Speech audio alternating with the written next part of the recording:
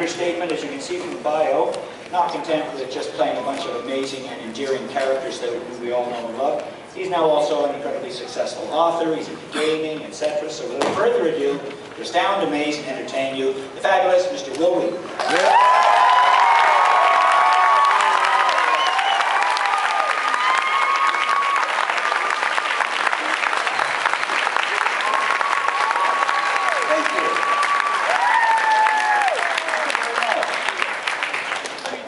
Hi, my name is Will, and I'm going to tell you a couple of stories and then answer your questions.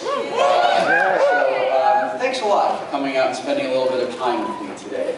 As Larry was attempting to say, I'm delighted for this to be video and audio recorded. However, I ask that any video that you do place in any online environment be released under a Creative Commons Attribution Non-Commercial License. If you don't know what that means, find the nearest nerd, and should be able to explain it. I normally, when I come to a con, I spend most of the time performing material that I've written, but because I haven't been to Toronto in Mumblecoff years, I thought that it was probably a good idea to just tell you a couple of very short stories about my wonderful wife, who is the brains of our relationship and the better half of Team Wheaton, and then also share with you a little excerpt from my book, Memories of the Future, which is sort of a snarky look back at the first season of Star Trek: The Next Generation. And then I would be delighted to take any questions that you have. So before I get started, how many people in this room watch my show Tabletop? Awesome. How many of you have seen the Ticket to Ride episode? See how all you people aren't holding up your hands? We're all in on a thing that you're not in on. Very disappointed in you. A lot of people, because of this, for those of you who don't know what it is, Tabletop is a show that Felicia Day and I co-created, and it airs on her Geek and Sundry YouTube channel, which is at youtube.com/geekandsundry.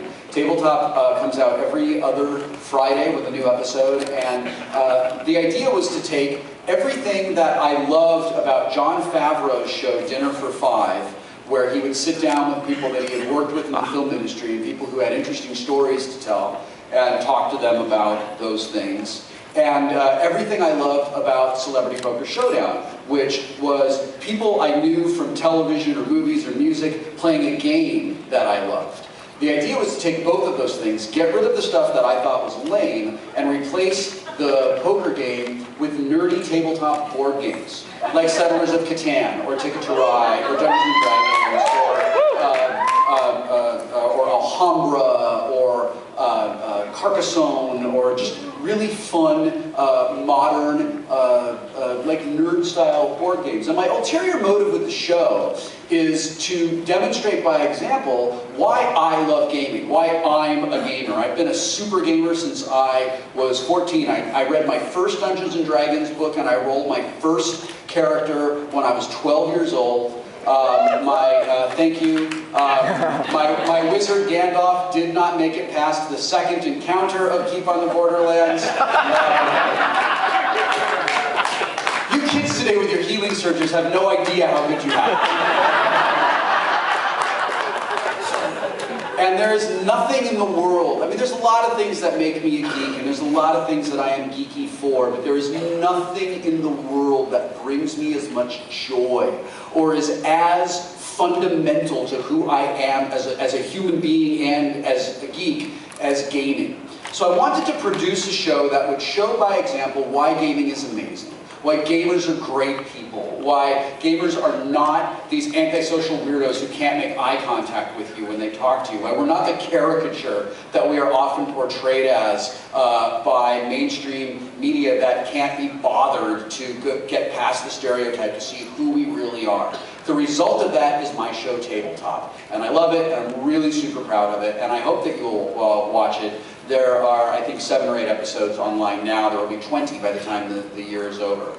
One of the games we played was this game called Ticket to Ride. It's a really fun game where you're trying to connect trains across the continent of North America and complete routes that other people can't complete by collecting sets of cards. And it's a really fun, really casual, entry-level game for board gamers. So that's one of the reasons I chose it for the show. My friend Shane Nickerson, who is one of the co-creators of Rob Dyrdek's Fantasy Factory and was one of the executive producers on Rob and Big, was supposed to come down and play on tabletop. He couldn't play one day, so I called my wife in a panic from the set the night before, and I said, can you come play Ticket to Ride tomorrow? Shane can't play. Knowing that she was going to say no, and she said, sure, I'll do that. And I was like, awesome. I called after she had her glass of wine. Good choice. So she came over and she played Ticket to Ride. It was me, my friend Colin Ferguson, who plays Sheriff Carter on and my friend Amy, who works at my comic book shop. And as the show was over, when the game was over, we played the game for an hour and a half, and when we were done playing the game, we were counting up the trains to see what the score was. Anne was talking to Colin, and Anne and Colin and I are friends in real life, and Anne was talking to Colin, and at the end of telling the story that she was telling, to punctuate the story, Anne hit the table and bounced the table, and 220 little plastic trains went everywhere. And you can see it, it's on the internet, I mean, it's been GIFed, you can see it online, you can see us like this go. I just stand up and go, what did you do? Anyway, it wasn't the end of the world, they put the trains back together, and it was actually really funny, we can laugh about it now.